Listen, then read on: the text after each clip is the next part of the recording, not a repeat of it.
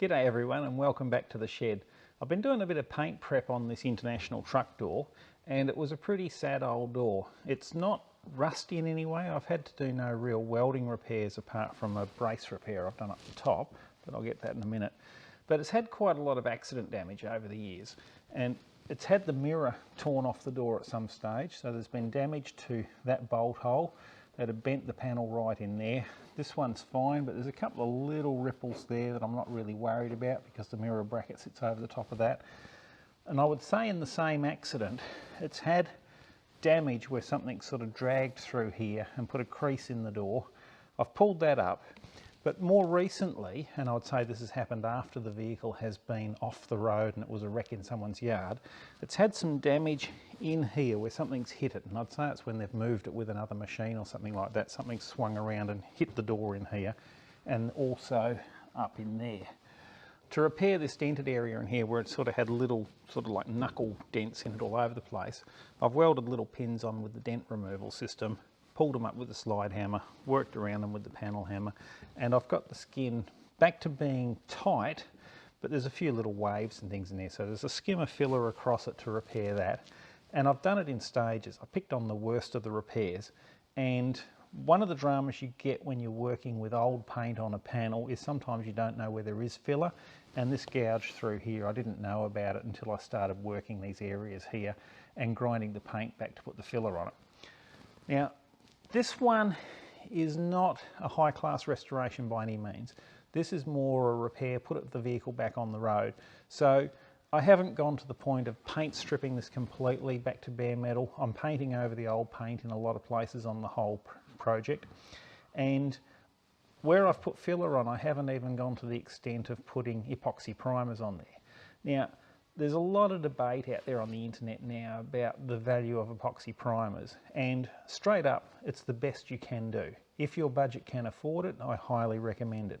If it doesn't, there's no drama in putting body filler straight over bare metal, providing the metal is properly prepared. And in this case, I've 36 grit disc on a grinder and I've worked it all over. I've taken the paint back. I've filled up to the paint line because there's quite a bit of paint on this door. You can see it's been a blue door as the base colour. The original company scheme had yellow and black stripes on it, so that's one of the stripes there, and there you can see. And then I'd say it was traded, and as a used vehicle it got painted white all over. So we've got a lot of little paint issues we've got to address in our prep and repaint once we get all these repairs done. So that's what we're going to look at today. If we've got a panel that's another colour and you want to put it onto a vehicle without stripping the old paint off, where are the problems going to be? And we can imagine the high traffic areas like the edges of the doors that get chipped all the time.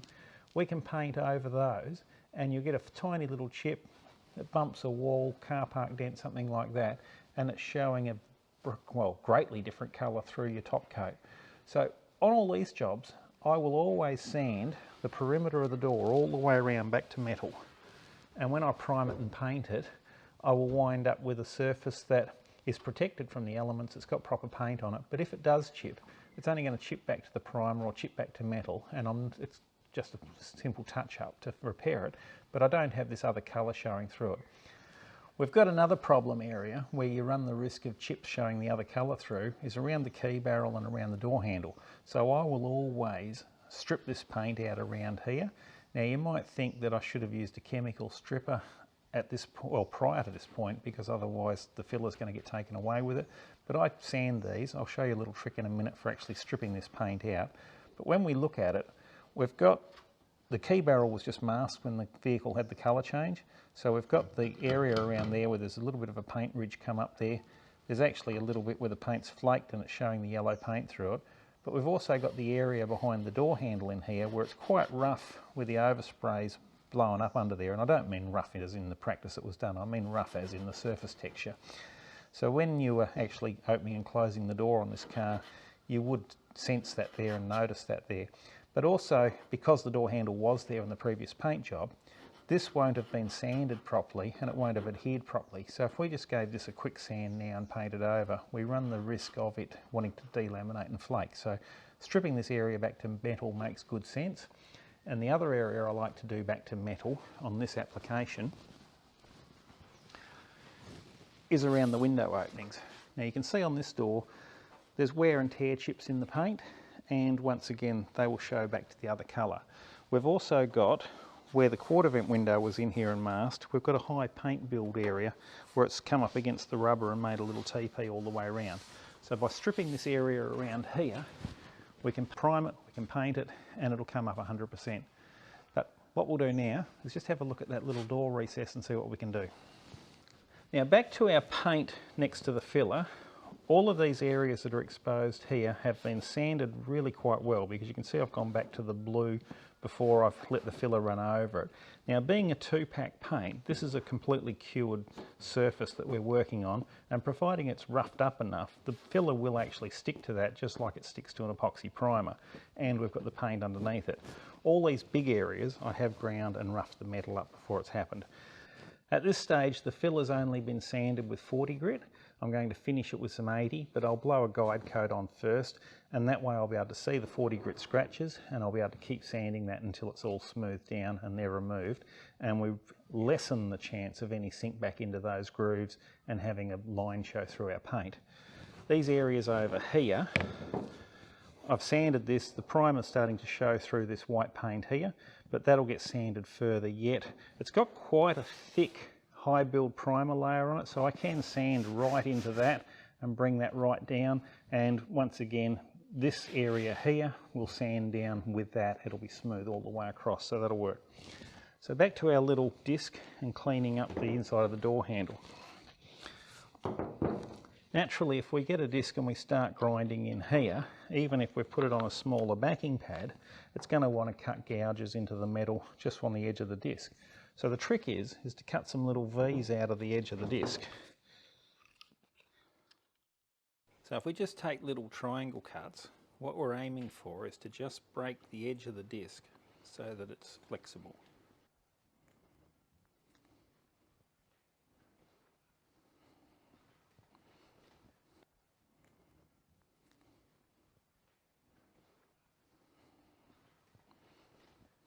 Now I usually save the old discs and the ones that are a bit clogged with paint for this job, and I just put them in a separate pile, and then I've always got a supply of discs that I can chop up.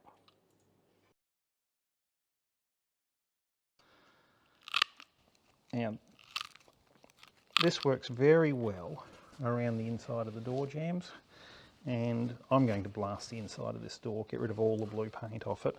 But if you've got a car where you've got a headliner still in it and you're working on a colour change or something like that and you want to sand the paint off through the door jambs, this will work very well and lessen the risk of like sandblasting it and destroying the headliner. I usually don't worry about these little pieces, but I've got Deb on camera and I don't want one of these to spit out and take a chunk of skin off somewhere, or I will be in big trouble. Deb appreciates that. We might lose our camera lady and then we would have no more videos, so I've got to be nice to the camera lady. But if you do just start grinding and you are protected yourself, these little pieces will just break off and spit out the way, and I've never had a problem with them causing any dramas when I'm working by myself.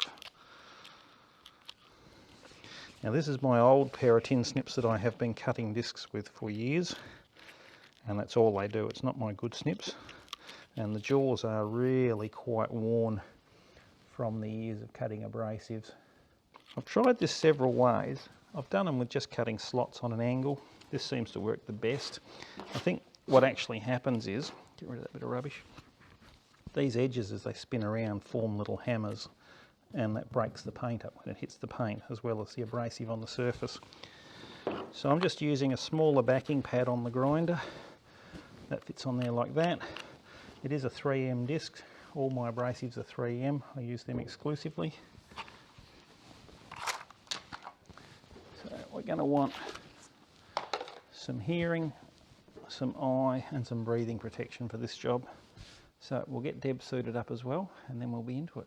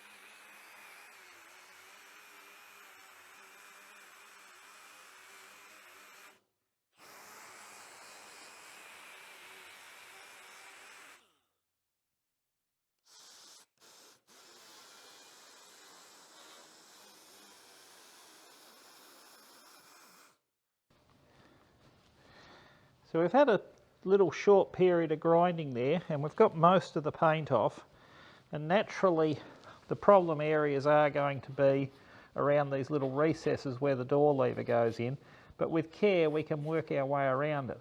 I've also got another little secret thing,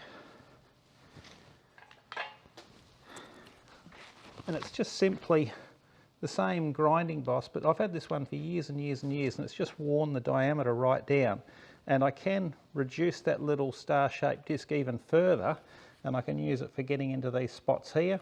I can also run a flat disc with the edge just the same diameter as this, and I can get all these little areas cleaned up very easily like that. And as far as sanding around the opening for the window, I can use anything there. I can use my orbital sander, I can use a disc on a grinder, anything I like, as long as I don't go ripping great gouges out of the paint. So that's simple tricks you can use if you're going to do a colour change without stripping the door or panel completely down, and it'll save you a lot of time and your job will look a lot nicer in the long run. But before we go, I'll just grab another panel and I'll just rip some paint off it with the grinder and just talk about the paint prep surface for putting filler over metal. This is one of our Toolbox doors off the same truck, and I've done repairs. They've been in previous videos about fixing these edges up here where they're rusty. There's a weld in here, and we've got a little bit of it concave in the middle of the panel. Now, being such a flat panel, I've even seen new doors on these trucks with a little bit of a hollow in here. But I'm going to put a skimmer filler across it and get it flat, and it's not going to take much. So be less than a 1/16 of an inch, I'd say, across the whole panel. But we've just got to get rid of that hollow. So I'll get rid of the paint, but I'm going to use the 36 grit disc on a grinder. Now, once again, 3M. This is a 3M backing pad on the grinder, so we'll just rip that off and have a look at that. You can buy it from the people who sell the discs,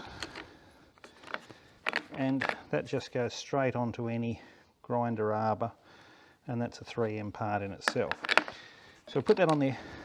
These are a very aggressive disc for paint prep. Like, I usually use a 60 grit disc, but if you want to rough up the metal to put filler straight onto it, you need the 36, but you've got to be pretty cautious about how you go about it, because you will rip into the metal very quickly, and when you're only dealing with 1mm thick piece of material, you've got to be holding the weight of the grinder up. You're not pushing into it to get it. Now, this disc's really at the point of being worn out, but even at that stage, these discs really do cut well. So we'll just rip some of this off, and then we'll have a talk about the surface. Deb just raised an interesting point with me about the heat.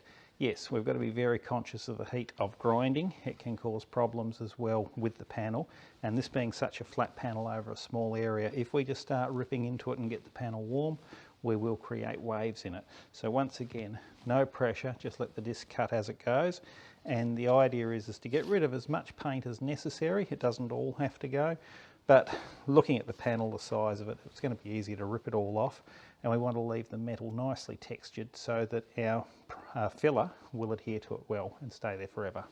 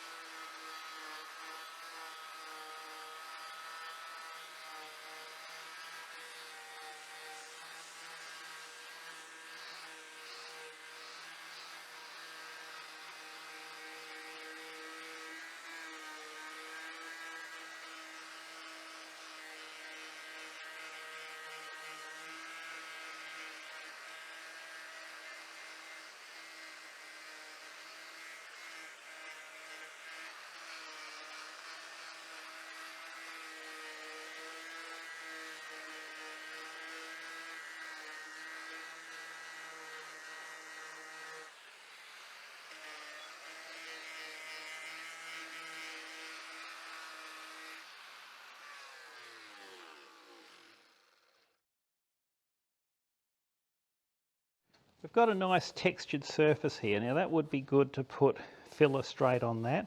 We could also put an etch primer on that and let that cure. We could put our filler over that, or we could put an epoxy primer on it and that would also work.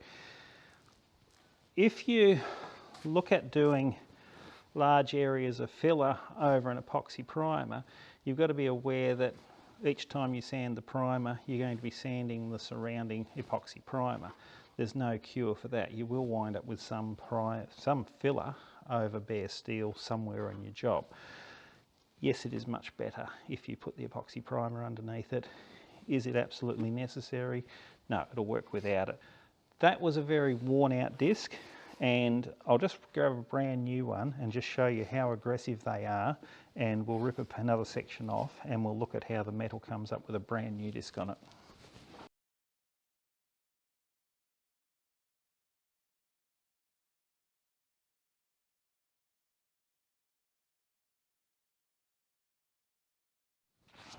Our 36 grit disc is quite a big grain in there. Now when I started, abrasives were nothing like this. 24 grit was what we would rough our metal with and take paint off. They would clog with the acrylic paints of the day very quickly and very easily. Those discs would not attack the metal like these 36 grit ones do today. The abrasive is just so much better. The technology that's gone into making these things, it's just another level. So we've got to be very careful with this.